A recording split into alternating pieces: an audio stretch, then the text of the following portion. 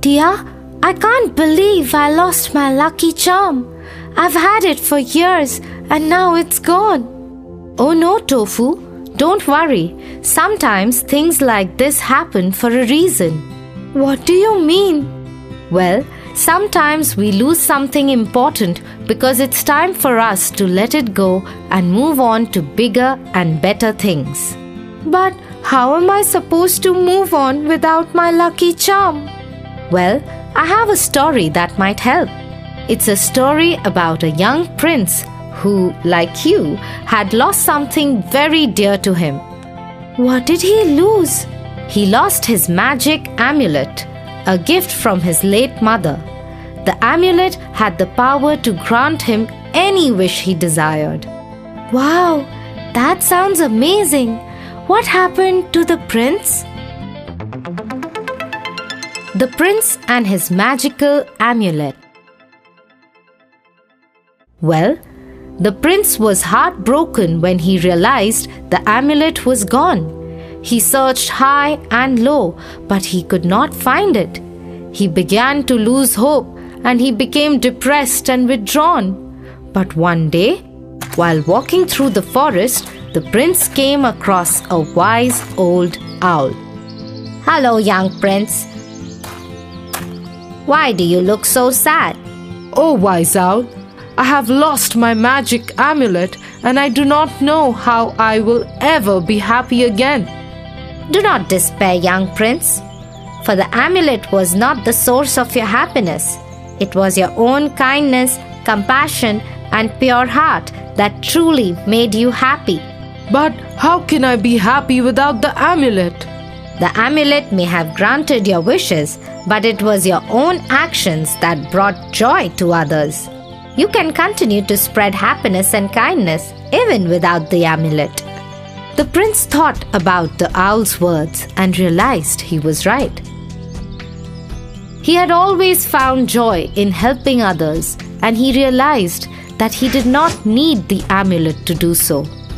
So the prince set off on a journey to spread love and kindness throughout the kingdom. And as he traveled, he found that he was happier than he had ever been before. As he traveled, he encountered many people and animals in need of help. And with each kind act, the prince's heart grew fuller and happier. He helped an old man carry his heavy bags across the river. He saved a group of kittens from a burning barn. And he even taught a group of lost children how to find their way home. As the prince's reputation for kindness and compassion spread throughout the kingdom, more and more people and animals came to him for help. And the prince, with the help of his friends, was always there to lend a helping hand. But as much as the prince enjoyed helping others, he also missed his magic amulet. He often thought about where it might be and who might have it. One day, as the prince was walking through the forest, he heard a faint voice calling out to him. "Prince, Prince, can you hear me?" The prince followed the voice until he came upon a small enchanted pond. And there, floating on the surface, was his magic amulet. "Prince, I am so glad you found me. I have been waiting for you." Amulet? Is it really you? I can't believe it. "Yes, it is me, your magic amulet. I have been lost for so long, but I knew you would find me." How did you get here? A group of mischievous sprites found me and played a trick on me. They hid me in this enchanted pond. But now that you have found me, I can return to you and grant your wishes once again. Amulet, I don't need you to grant any of my wishes anymore. I have learned that happiness comes from within, and I can spread joy and kindness to others without the use of magic. Oh Prince, you have truly grown and learnt the value of compassion. You no longer need me to grant your wishes, for you have the power to make your own happiness. Thank you, Amulet. I will always cherish you, but I think it's time for you to return to the gods. They are the ones who truly possess the power of magic. Very well, Prince. I will return to the gods, but know that I will always be with you in spirit, guiding and protecting you. The prince thanked the amulet and sent it back to the gods. And as he continued his journey, he knew that he had the power to make his own happiness and the happiness of those around him. Wow, Tia, this was a really good story. I'm glad you liked it, Tofu. The moral of the story is that happiness comes from within, and we can all spread joy and kindness to others, no matter what we have or don't have. I see what you mean, Tia. I think I can be happy even without my lucky charm.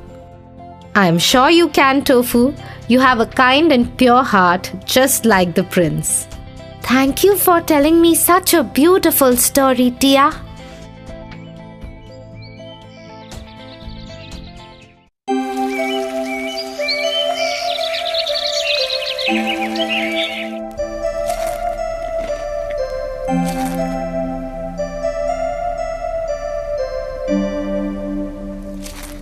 What is wrong, Tofu? I don't want to go to school today. Jim and Jerry took all the tokens I had collected for the charity and submitted it as their own. Now they are going to win the appreciation sticker. Don't worry about it, Tofu. Sometimes it's okay to let go of things and just hold on to the joy they brought you. I don't know, Tia. Do you know a nice story to help me believe? Sure, I'll tell you a story.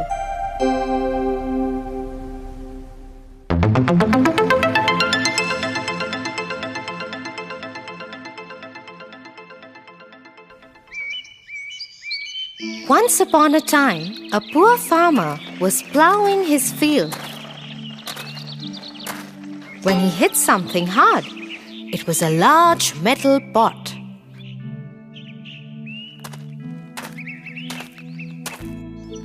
What's this? A metal pot? I wonder if there is something more valuable underneath. In the hope that he could find something more valuable, the farmer dug deeper and wider.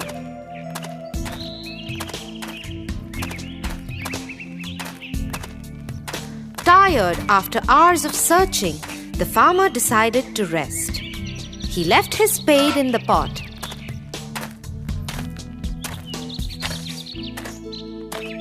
And lay down under the tree.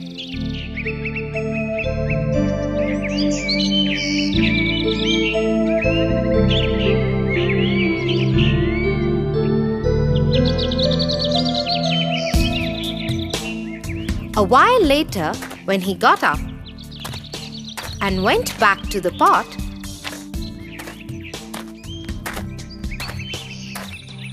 he was surprised.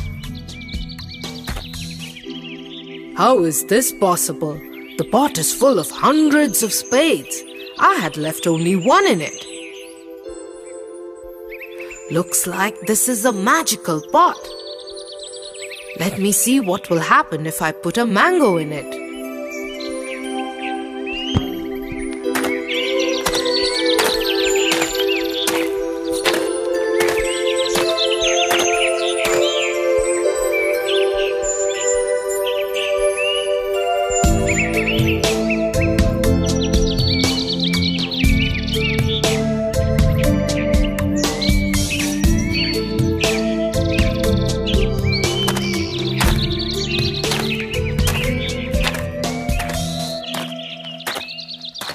And just as the farmer had thought, the one mango turned into hundreds of mangoes when he left it in the pot. This is truly a magical pot. I will take it home and use it to tide over our troubles. The farmer went home and hid the pot at a safe place. He then went to the market and sold the mangoes. he earned a handsome sum for them. On the way back, he brought some grains.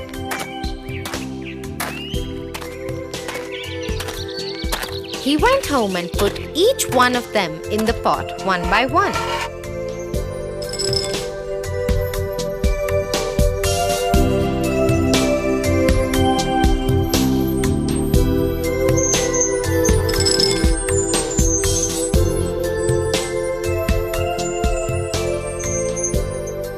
Soon he had enough of grains to last his family for the rest of the year. The farmer called his wife and told her everything that had happened.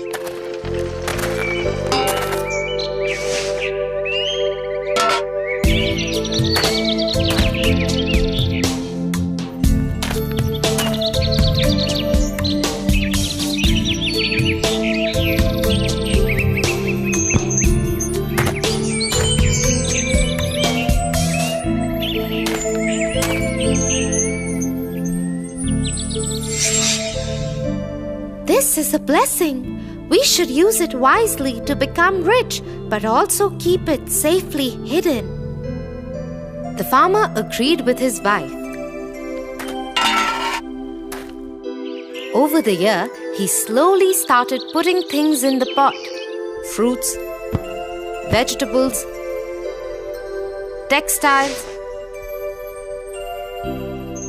And in some years, he turned around his family's fortune.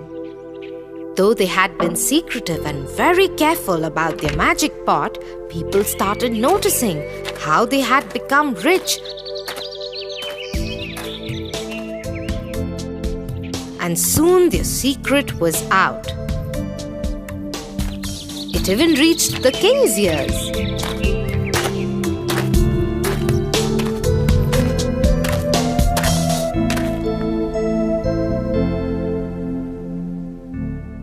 Such a powerful magical pot should be a part of the king's treasury.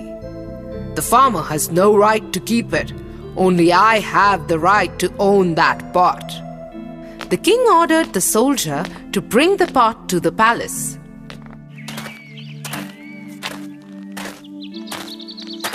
The soldier stormed into the farmer's home.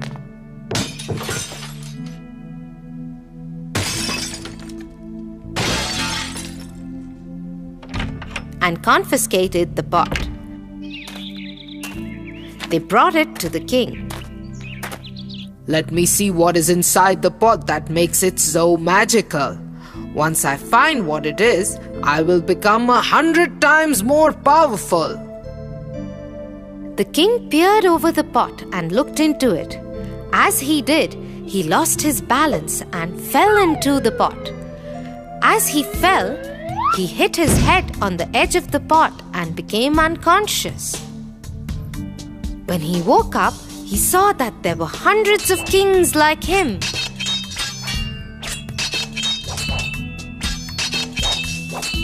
They all fought each other to get to the throne and died. Soon the news reached the farmer and his wife. Should we get the pot back now? The king was foolish and his curiosity killed him. But it is not safe to keep the pot anymore. We have enough money and riches to take care of us and our many next generations. Let us leave the pot within the king's treasury. Oh, thank you, Tia. That was indeed an inspiring story. And I feel much better now letting go of those tokens. Good to know that, Tofu. Now will you please finish your cereal so that we can go? Join Kids Hut family.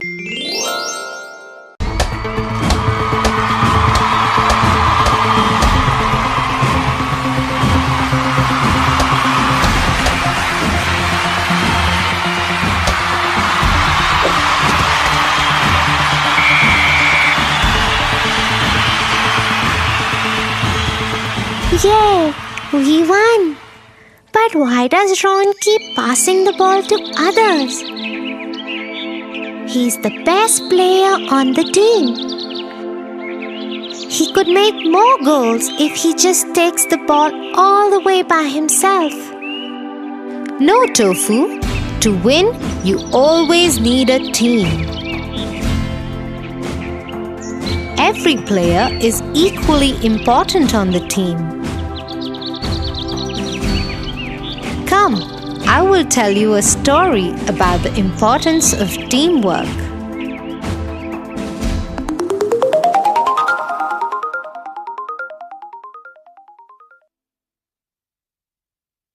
Once upon a time, a girl called Dorothy lived in Kansas City. She was playing with her best friend, a dog named Toto, when a scary cyclone came their way. Dorothy called out to Toto,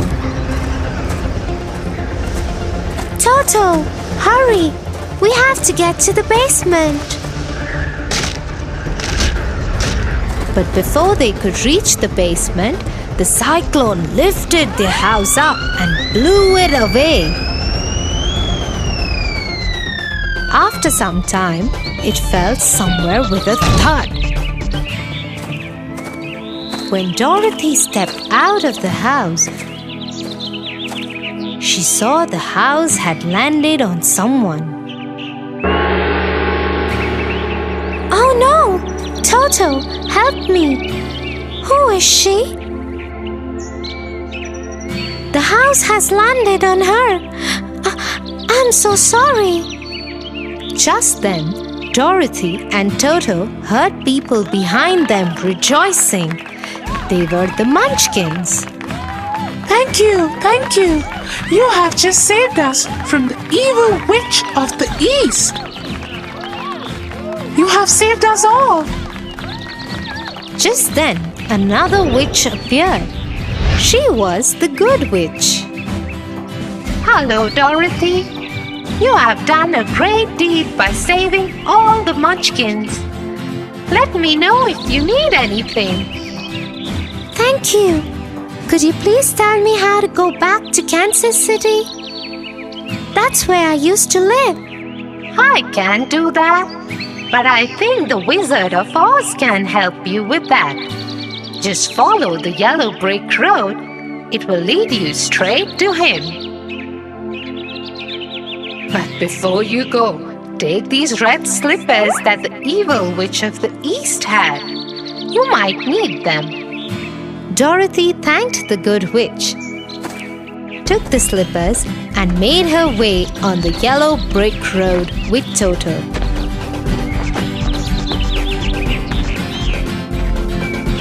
She had only walked a bit when she came across a scarecrow.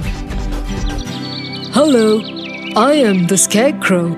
I have everything I want except a brain. My head is only filled with hay. Hello, Scarecrow. I am going to the Wizard of Oz. Why don't you come with me? He might be able to help you. And so Dorothy was joined by the Scarecrow.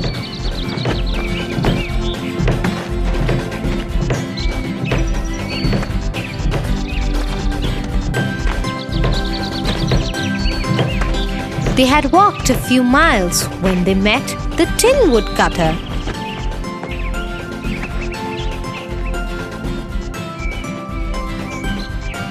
I want a heart. When my maker made me, he gave me everything, but forgot to give me a heart. I wish he hadn't forgotten that. We are going to the Wizard of Oz. We are going to ask him for a way for Dorothy to get back to her home and for brains for me. Why don't you come with us? And so the Tin Woodcutter also joined them.